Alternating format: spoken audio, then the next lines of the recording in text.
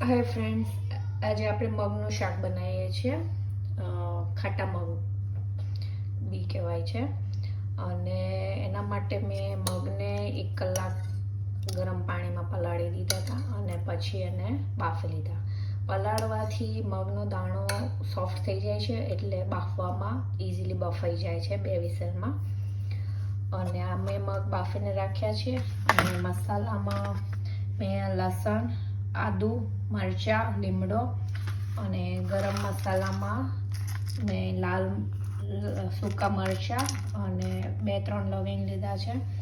અને ખાટા મગ બનાવવાના છે એટલે મેં આ છાશ લીધી છે 1 બાઉલ, અને એમાં 1 ચમચી જેટલો ચણાનો લોટ નાખ્યો છે. છાશ ખાટી હોવી જરૂરી નથી, તમે નોર્મલ બી ચાલે. અને બાકી રૂટીન મસાલા આપણા.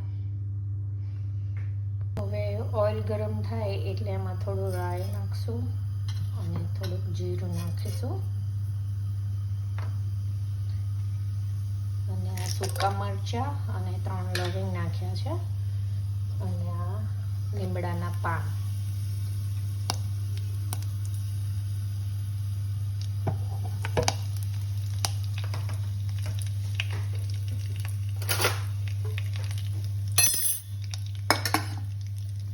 પછી એમાં આપણે લસણ નાખીશું. લસણ તમે લસણની પેસ્ટ બી નાખી શકો છો. લસણ ના ખાતા હોય તો તમે અવોઇડ બી કરી શકો છો, તો બી સારો ટેસ્ટ આવે છે. લસણ થોડું બ્રાઉન થાય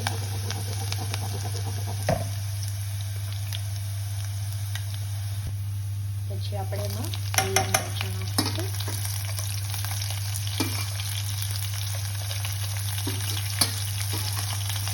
મરચાં, લસણ અને આદુ તમે તમારા ટેસ્ટ પ્રમાણે એડ કરી શકો છો, વધારે મીઠું. હવે આદુ મિક્સ કરીશું આપણે.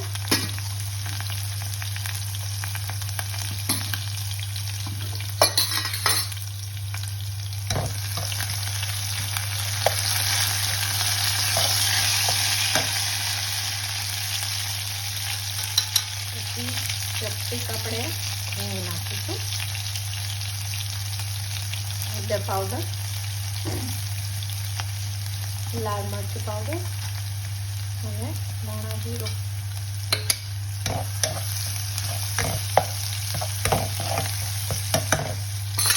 આ રેસીપી તમે ડાયરેક્ટ કુકરમાં બી બનાવી શકો છો, કે મગ પલાળેલા હોય એટલે દાણો સોફ્ટ થઈ ગયો હોય તો તમે ડાયરેક્ટ વઘાર બી કરી શકો છો.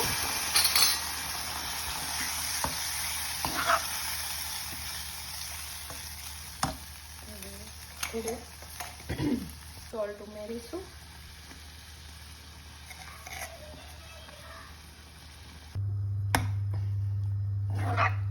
આપણે બધું મિક્સ કરી લઈશું મસાલાને, અને પછી આપણે છાશ ઉમેરીશું.